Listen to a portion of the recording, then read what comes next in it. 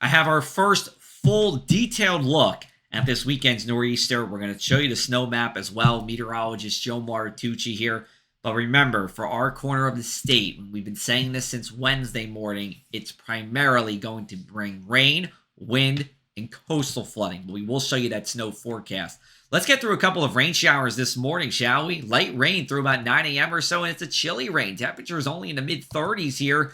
We'll rise up into the mid-40s with intervals of sun and clouds for the afternoon. Then we have a clear sky for Thursday night. And then Friday morning, it's a chilly morning. Temperatures in the low 20s inland, mid-20s at the shore. But it'll be the calm before the storm, a good amount of sunshine. And then here comes the clouds as we go into Friday night. We take a look at our wind gusts. It'll get a little bit gusty during the afternoon hours. Gusts coming out of the northwest, 25 to 35. Wind chills at best will be in the mid-30s throughout the day. So it's a little bit of a cooler day, but not that unusual for early January.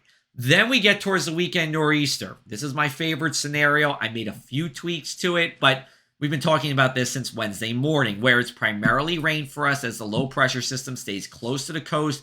We get a lot of onshore winds, and with water temperatures in the 40s, that means it's rain for us most of the time, not snow. You have to go to about the New Jersey Turnpike for it to be a mix, I do believe, and in northwest of there for snow. It's a classic nor'easter setup for us. But there is still a scenario, too, one where this low pressure system escapes a little bit further out to sea. It makes a little bit colder air into New Jersey, and that rain-snow line moves to the south and east, where I could guarantee you accumulating snow in places like Hamilton, Vineland, and Point Pleasant. But I do believe scenario one is the scenario that will happen. Here's a look at our futurecast using that scenario one. So rain starts this thing off between 4 to 7 p.m. And here's that rain-snow line, those pinks right along the New Jersey Turnpike. It works like clockwork a lot of times with these classic nor'easters, and it will here too. It's a windswept rain for us overnight, while our friends in the northwest corner of the state see heavy snow.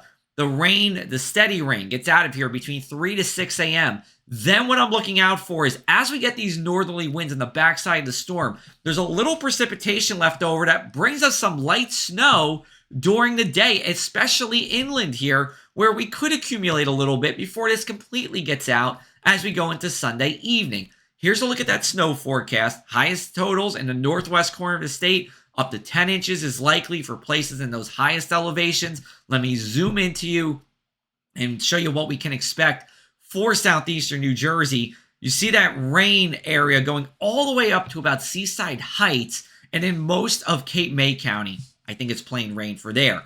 In that light blue area, I'm opening up the window for the possibility of accumulating snow. We still could see nothing accumulate, but I do believe we'll see some snowflakes from this.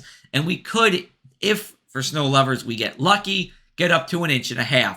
But it's not until we get to that moderate blue, places like Philadelphia, places like Jackson and Ocean County, places like Freehold and Monmouth County, where snow is a guarantee. And even at that, it should be mixing with plenty of rain. Now, speaking of rain, we are looking for upwards of 1 inch to 1.5 inches of rain in some of those areas that you see in blue.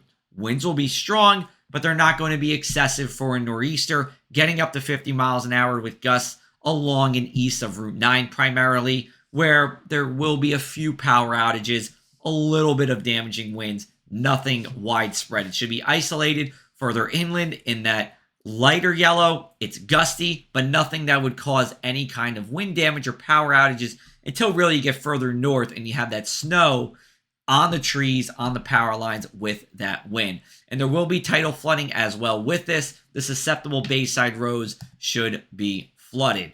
Let's take a look at our inland 7-day forecast. So Friday's a chilly day. Again, Saturday, dry during the day. Rain comes at night. I'm looking for a little bit of snow on the back end of this on Sunday here. And then as we get into next week, we are going to warm up and we have a rainstorm coming as we go into our Tuesday. This one could bring some flooding rains. We'll keep you updated with that as we go forward after this storm.